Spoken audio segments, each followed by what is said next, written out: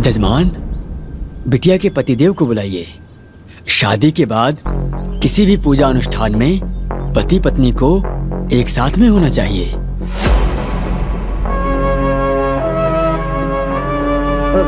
ये कहाँ लिखल बा पंडित जी? ये सब खाली दिखावा।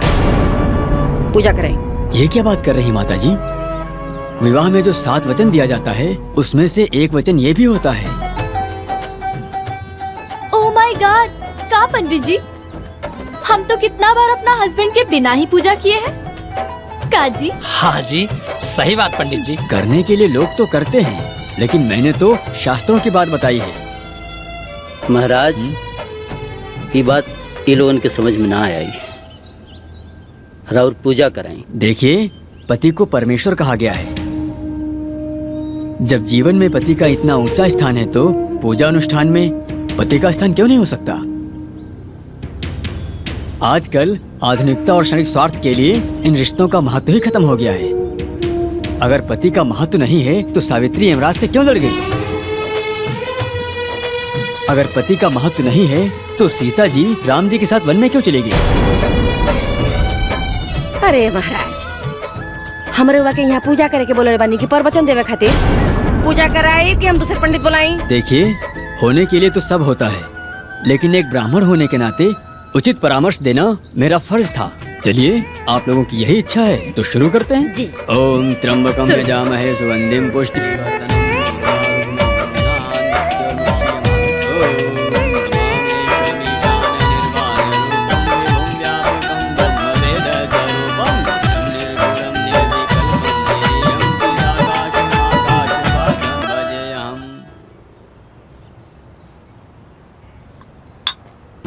Happy anniversary sweet heart. Oh my God! मुझे तो याद ही नहीं था कि आज मेरी एनिवर्सरी है। बधाई हो बिटिया। Thank you.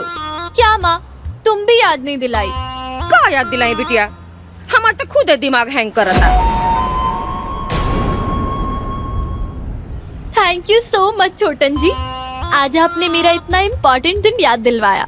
Most welcome sweet heart. इसीलिए हस्बैंड होता है।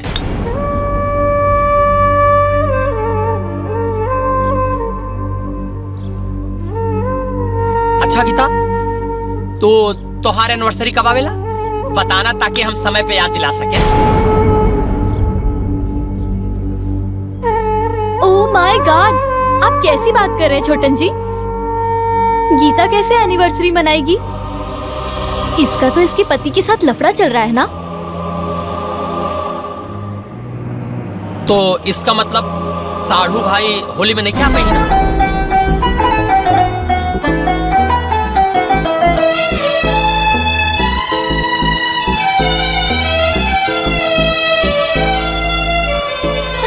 कितना सुंदर है ना?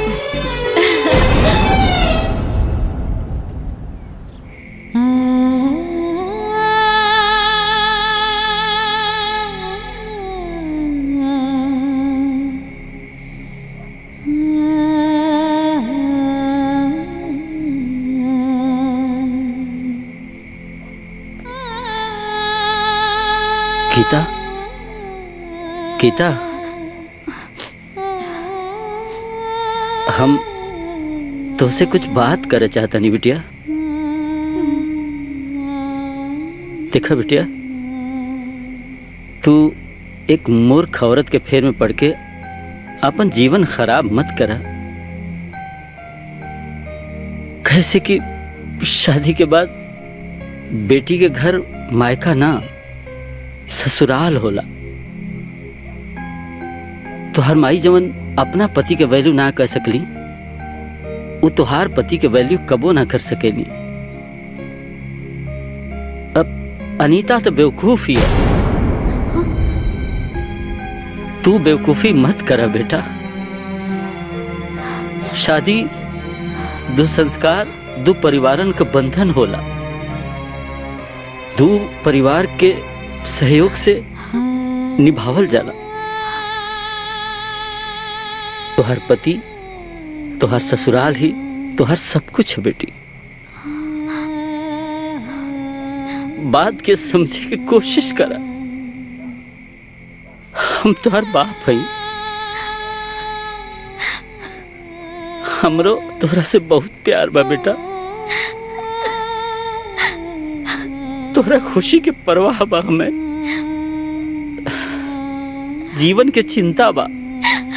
तू अपन बुद्धि विवेक से सोचा। बस हमारी ये सलाह बा। ऐसा ही केहू से जुड़े ना। हौसला रख बेटा। जीवन हौसला रख। सब कुछ लिख ले बड़े वो विधाता। हौसला रख। बिना रे पिया के सब शोभे न सिंगारवा। जाए दे हमरा के सजना दुअरवा। गीता बिटिया, यहाँ का कर तू बैठ के अकेले? कुछ ना मम्मी। चला खाना खा ला। चला आजा।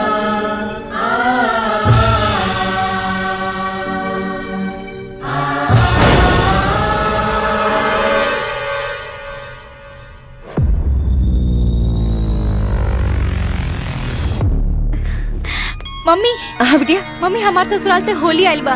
हाँ मम्मी। होली? हाँ। ओ लोगन का हिम्मत कैसे पड़ल यहाँ होली भेजे का? और इतनी औकात कि हमारा यहाँ होली भेजे हैं? देखा था नहीं। अरे सुना था। प्रणाम। छुटकी दुल्हन की खातिर सामान आइल बा। उठाई सामान, उठाई उठाई सामान। ये का करता रू? लोगों ने क्या करता नहीं? क्या पापा, आप तो मम्मी की कोई बात मानते ही नहीं है। मम्मी बोली ना, उठाइए उठाइए, ले जाइए यहाँ से। बड़ी श्रद्धा से अपन पतों के खातिर वो सभी सामान भेजले बानी। रवा ऐसे कहा करता नहीं? अरे आग लगाओ इसने भिकमंगन के सरथा में। का लगा था कि कपड़ा अबीर गुलाल हम अपने बिटियन के नहीं खींच सकत? जाके कह दो उन्हन से कि बबीता देवी ऐसे ने सामान के लात मारे नी।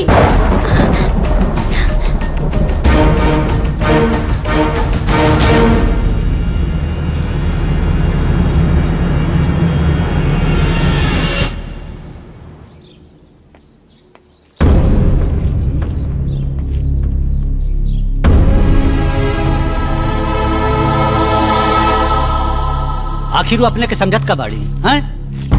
न उनके लगे हमन का इज्जत, न हमन के श्रद्धा का इज्जत, न मेरे लड़का का वैल्यू। रागले। हाँ बाबूजी। राजू के फोन लगाओ। अब बात कपार से ऊपर चढ़ गई है। हमनी के जितने इंसानियत दिखावता नहीं जा उतने कपार पर चढ़ जाती है। लगाओ फोन। अरे रुको, देखी बात के जितना खींचब बात बढ़ेला घटेला ना। अरे माई, केहू कितना बर्दाश्त करी? वो लोग हर बात में नीचे दिखावता रे, ऐसा थोड़ी ना होला। चुप। ज्यादा आवेश में ना विवेक खत्म हो जाला। लेकिन हमन के इतना गिरल थोड़े बाड़ी सन कि हमन के साथ ऐसा बर्ताव हो। हे जी, शांत हो जाई। अशांति से काम ली। साल भर पे होली आइल बा, पहले शांति से होली मना लेल जाओ, ओकरा बाद देखल जाई का करे के बा। चले।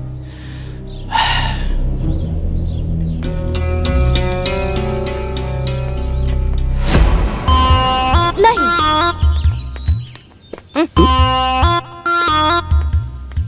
ओह माय गॉड, देखो ना मम्मी, बार बार छोटन जी कह रहे हैं कि आज होली है तो मेरे मम्मी पापा से आशीर्वाद ले लो, आशीर्वाद ले लो। कहे वो लोग भगवान हुआ का कि वो लोग का आशीर्वाद चाहिए का दामाद जी? ना ना सासू माँ, मने का हो गई बा हमरे दोनों दामादन के कि हर बात में माई, हर बात में बाप। कौनो जरूरत ना है के फोन करे का। जी ना सासू माँ। ओके। ए चाची, एगो जीजा जी तो यही जवानी, छटको जीजा जी के बुलाई रंग गुलाल खेले के बाद। कौन जीजा जी हो? जीजा जी गीता दी के हस्बैंड। मने उनकरा संगे गुलाल ना खेलबू तो तोहार होली पूरा ना होई। जा यहाँ से। इन्हीं होली खेला। बेटी होली में मायके में रही तो लोग दामाद जी के बारे में पूछबे न करी हैं। केकरा केकरा के डटू। हम तो रोवा संगे 5 साल होली ना खेल ली। का हो गई? अरे मम्मी, तुमको याद है मैं भी तो छोटन जी के साथ 3 साल होली नहीं खेली थी, तो क्या हो गया? क्या जी? हाँ जी। ए ना पारी, हमारी बिटिया ओ लोग के साथ होली ना खेल के हमनी के साथ होली खेली का? होली के दिन आयल बा झूमे धरती आकाश होकर फगुआ बा कैसन जेकर पिया नाही पास।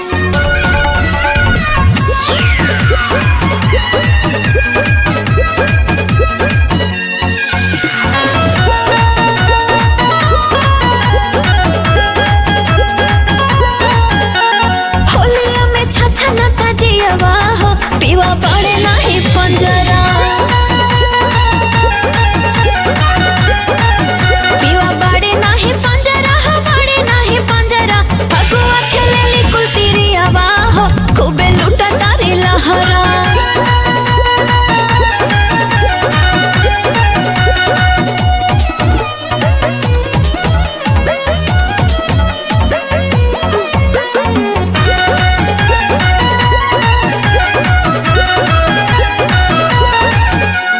फर फर गुलाल उड़े रंग लाले लाल उड़े बाहे फगुना हटाता जिया भरो छाल उड़े।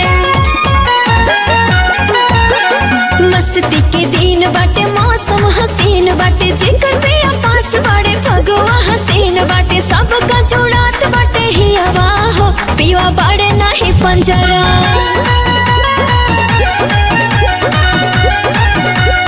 होलिया में छछनता जियवा हो पीवा बाड़े नाही पंजरा।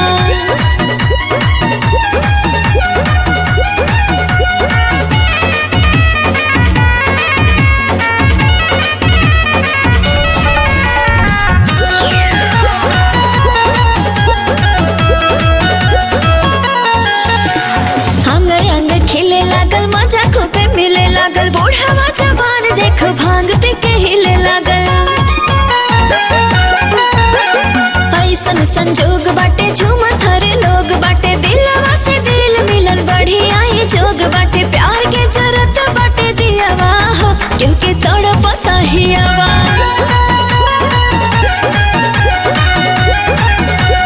होलिया में छछनता जियवा हो पीवा बाड़े नाही पंजरा।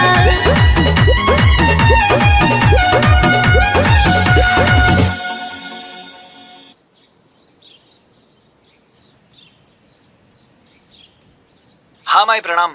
खुश रहा बेटा। और होली ढंग से बीत गई? घर में ना बेटा ना पतो का होली ढंग से बीती। ए बेटा तारा आजकल दुल्हन से बात होता कि ना? ना माई, जब उनकर फोन नहीं खियावत तो हम काय करी? तो हार लोगन से बात होत हो का? ना बेटा। हमके तो समझ में ही नहीं खियावत कि ये झगड़ा कांड कैसे हुई। हट पगला, ये कोनो झगड़ा थोड़ी है रे। इतना रगड़ा रगड़ते रगड़ाते खत्म हुई। इससे ज्यादा ना सोचेंगे।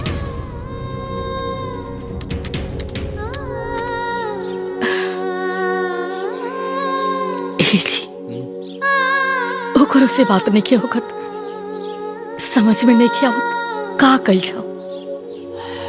हमनी का चलल जाओ। ठीक कहा था नहीं रहुआ।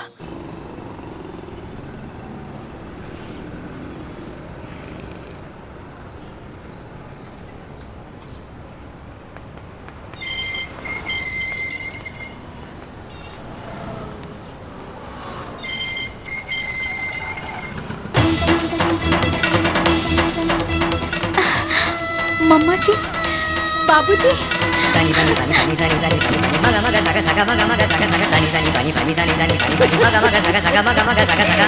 5,05,595 का हार गिफ्ट कैले ही होली पर। तनी संभाल के रखिया, बड़ी लापरवाह किस्म के हैं। वही रुक जा। रहुआ लोगन के हमरा औकात में और अपना औकात में कोनो अंतर लौकेला कि ना?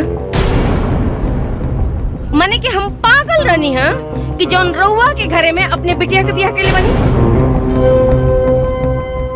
या हमार मती मारल रहा है कि जौन एगो बेरोजगार लड़का के उठा के अपन दामाद बना लेनी। ई इस सब हम अपने बिटिया के ऐस और आराम खातिर कैले रहनी है, रउआ लोगन के सुख और आराम खातिर नहीं भाई। ए सुना, सुनावा। बात आराम से भी तो हो सकेला ना। इस सब के लिए चला बैठा हुआ, नाश्ता पानी करावा, फिर बात हुई ना। कि वो अपना रिश्तेदार से ऐसे व्यवहार करेला का? रिश्तेदार? कहाँ का रिश्तेदार? कैसा रिश्तेदार? हमरा के समधा समधी से कुछ लेना देना नहीं खे। हमरा के अपना बिटिया से लेना देना बा बस। देखिए समधी जी, ई कहा सुनी से ना रहुआ बेटी के जिंदगी बर्बाद हुई। जबले हम जिए तनी ना, हमरा बेटी के जिंदगी बर्बाद ना हुई, राउर बेटा के जिंदगी बर्बाद हुई। रउआ गलत सोचता नहीं। अच्छा तो सही कैसे सोचल जी, इहो बता दी ना कि एगो माई से बढ़ के बिटिया के हित खातिर, सुख खातिर के सोच सकेला? रुआ बताई।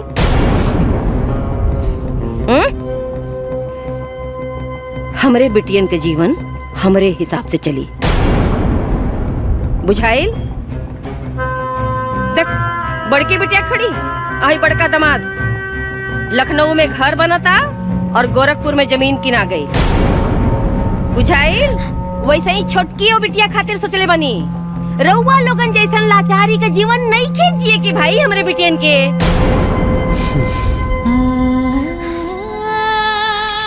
समझी जी, रउआ बात समझे की कोशिश करी। अरे बेटा पतो तो एक ही हो सन, हमने के रिश्तेदार एक ही हो खबजा, लेकिन ये आपस में बेमनस से और रुखापन से कोनो फायदा बा? ओह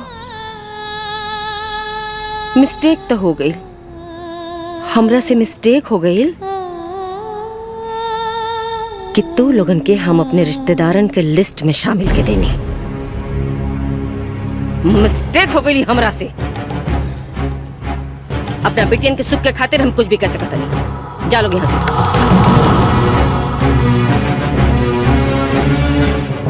आउट, गेट आउट।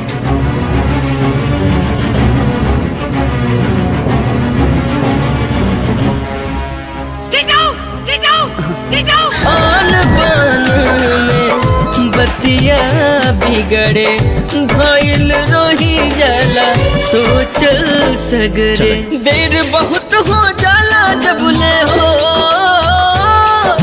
देर बहुत हो जाला जबले आवे समझ के बारी।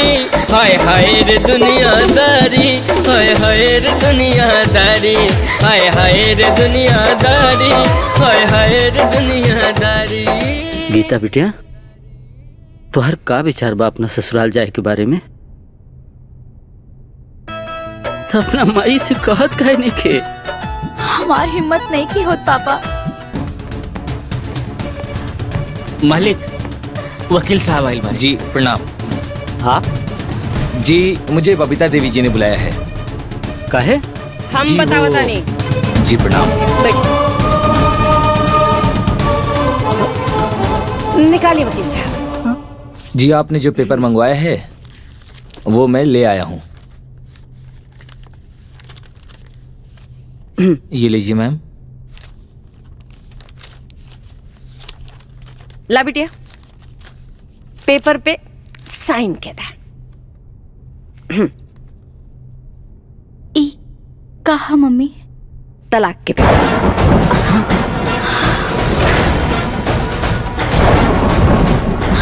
तलाक के पेपर? काहे?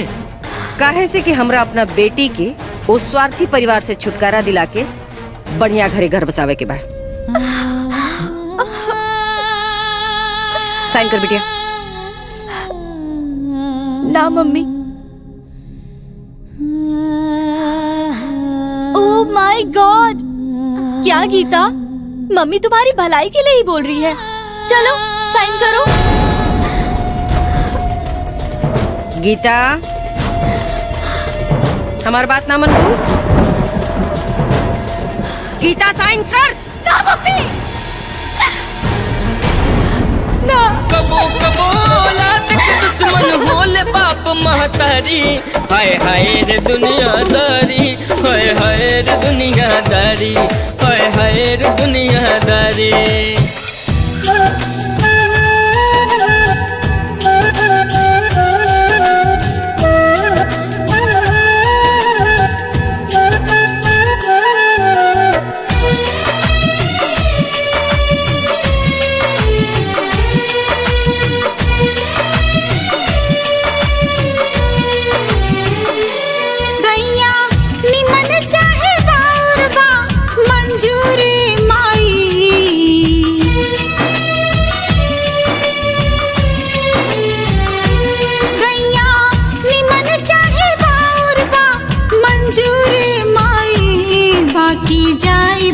ससुरवा जरूर माई, बाकी जाइब हम ससुरवा जरूर माई।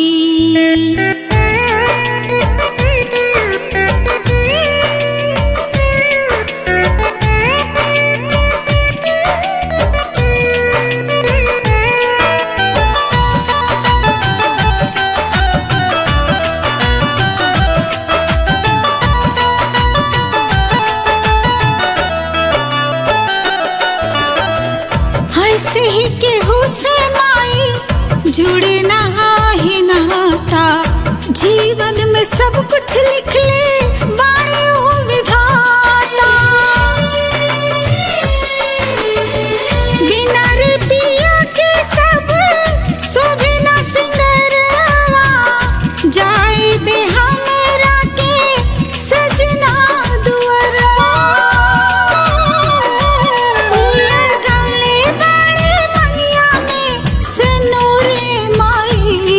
बाकी जाइब हम ससुरवा जरूर माई, बाकी जाइब हम ससुरवा जरूर माई।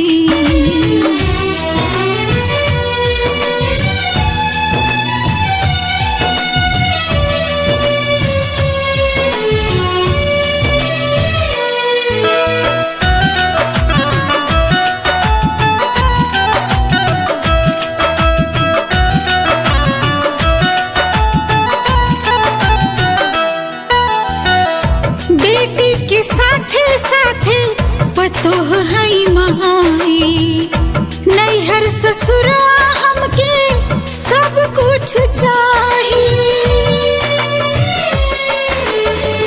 सास ससुर की सेवा हमरो तो फर्ज बा, नैहर के साथे साथे ससुरा के करजवा।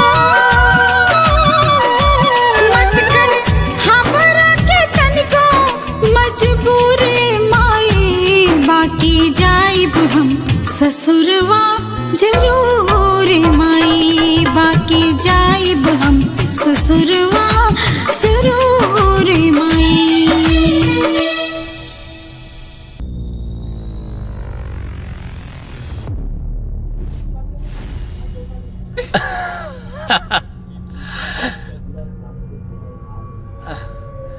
मम्मी ये चैनल चेंज करो ना। ली सासू माँ। अरे साइन कर। ये कहा? साइन कर। तलाक।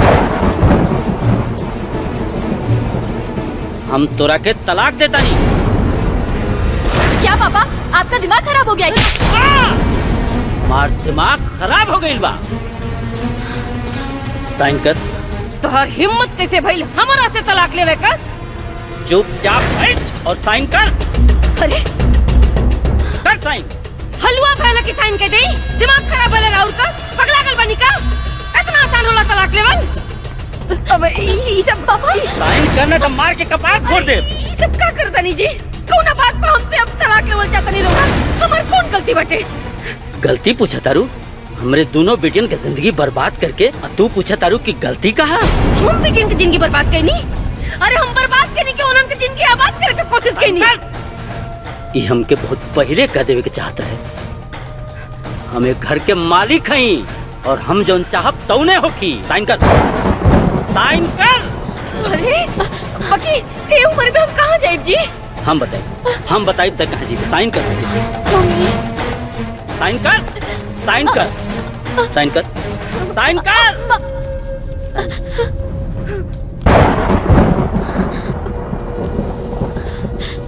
चल तो के बताओ तनी कहाँ जेबे तू। चल चल चल हम तो असली जगह बता देनी। पापा छोड़ दी ना पापा मम्मी के। ना बेटा मत करी पापा। ना बेटा ये औरत पागल हो गई बा। पागल औरत के हमरा घर में कौनो जगह नहीं थे। थोड़ी पागलपन की वजह से हमारा पूरा परिवार बर्बाद हो गई। चल ना पापा सुनी ना हमारी बात सुनी। रोको सुनी कहने के हमारी बात सुनी। अबे हम काफी लगानी कि हम के इतना अब तू ये घर में 1 मिनट ना रह सके तू।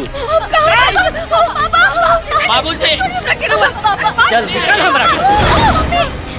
ना गीता ना ना। हर माँ अपने औलाद के जीवन सजावेले, फिर तारन या दुष्ट महतारी अपना औलाद के जीवन बर्बाद कर देले। जे दूसरा के घर उजाड़ेला ना एक दिन ओकर घर भी उजड़ जाला। आज से हमार तोहार रिश्ता खत्म। जिस बात सुनी खबरदार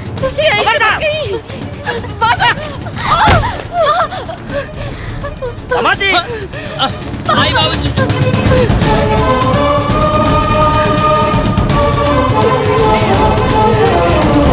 जी जी ससुर जी। जी पापा।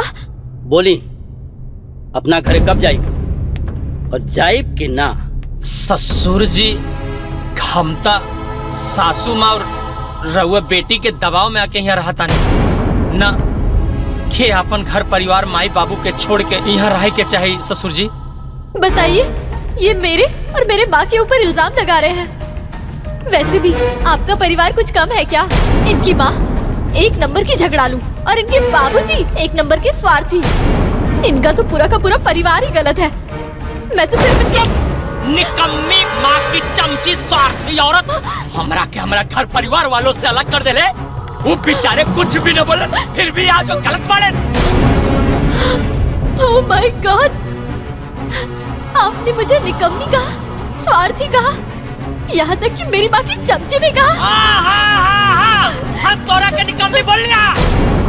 एक भी शब्द अगर हमरा परिवार के बारे में गलत बोलूं ना ससुर जी तो सासू माँ के तलाक से अलग कर देले बारे। हम तब बिना तलाक के तोहरा के ले जाके बीच नदी में गला दबा के मार डाला।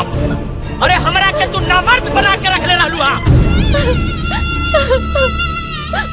हम तो आपन जबान की खातिर बंद रख ली है कि घर में शांति बनल रहे। कितना टॉर्चर सह लिया है, इतना जलील भय लिया, फिर भी हमार दिल जाना था दिल। बस दामाद जी जाइए अपना घर परिवार के लेके आई। जी ससुर जी। गीता। जी पापा। अपना ससुर से बात कराओ बेटा फोन लगा के। जी पापा।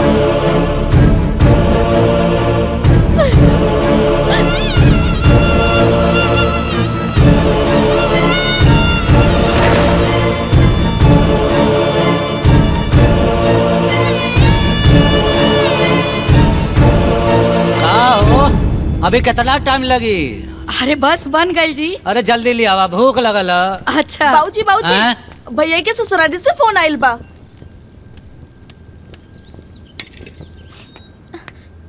पापा ली बाबूजी। हेलो हेलो प्रणाम प्रणाम। समधी जी प्रणाम। समधी जी शायद हमरा के फोन करे में कुछ देर हो गई, बाकी अब सब दुरुस्त हो गई बा। हमारा द्वार पे रउआ सभी के साथ जौन बर्ताव भइल ओकरा खातिर हम माफी मांगे चाहतानी। सबके आमंत्रित करतानी कि आके अपन बहू के विदाई करा ले जाए। राजू बाबू के अपना साथ जरूर लिया। जी हमनी के जरूर आ जा। हाँ समझी जी हमनी के जरूर आ जा। जी जी।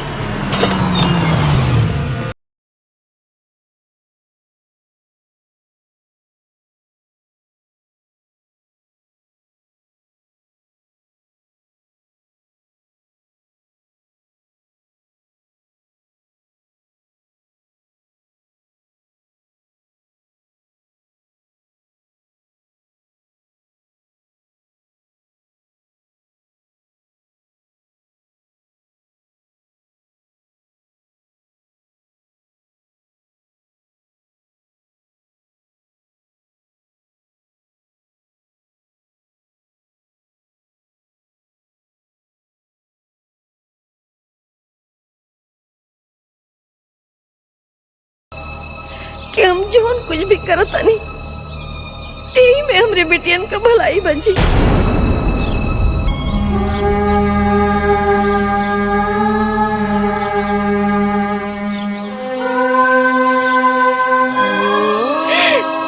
बाकी हम गलत रहनी जी। हम ही ना समझ पाऊनी कि ब्याह के बाद बिटियन पर ओकरे ससुराल का हक होला, ओकरे पति का हक होला।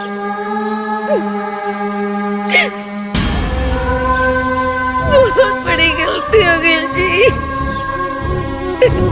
बहुत बड़ी। ये को माइक आनर ममता समझ के माफ कर दे रहा समय, बस माफ कर दे।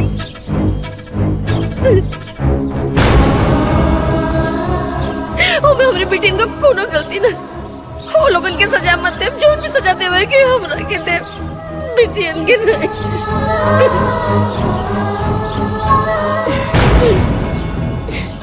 ना समझी जी, अरे तो रुआ हमने के संबंधी बानी, रुआ हमने के कोनो दुश्मन नहीं की कि रुआ की सजा दे जाओ।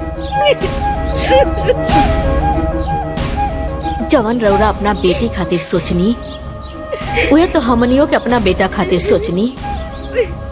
जवन कहनी वो अपना बेटी खातिर कहनी तो हमनियों के तो अपना बेटा खातिर कहनी सन।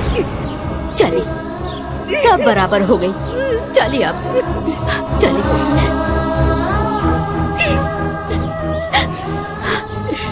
आवाज चल, तू ना रहू तो ये लोगन के स्वागत सत्कार के करी,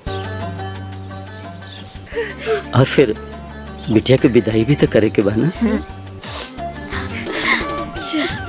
आवाज चल, चला सासू माँ। आवाज चल।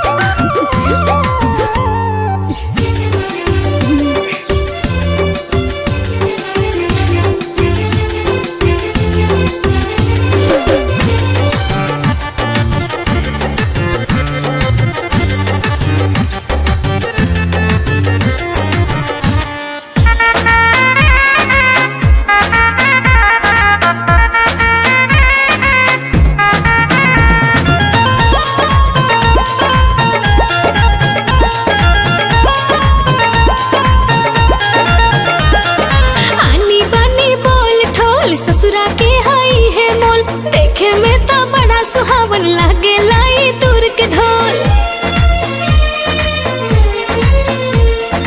आनी बानी बोल ठोल, ससुरा के हाई है मोल, देखे में तो बड़ा सुहावन लागे लाई दूर के ढोल। कबो खट्टा मीठा कबो लागेला झरहार, कबो खट्टा मीठा कबो लागेला झरहार। ससुरार के दुलार जैसे आम के आचार, ससुरार के दुलार जैसे आम के आचार।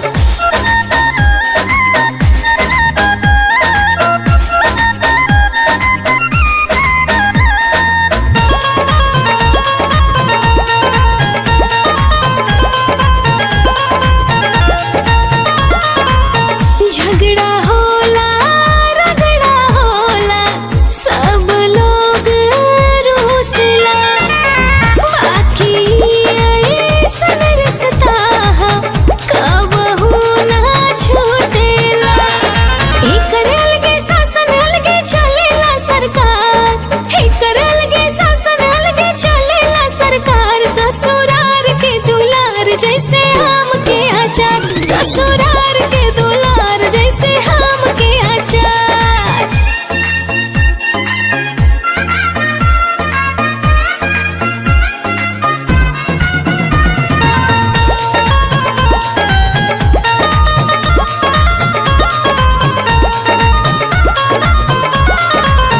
आज लेके हूँ ना समझली रिश्ता के गहराई, रहेला सबके साथे साथे बन के परछाई। ए रिश्ता में होला हर सवात के भरमार, ए रिश्ता में होला हर सवात के भरमार। ससुरार के दुलार जैसे आम के आचार, ससुरार के दुलार जैसे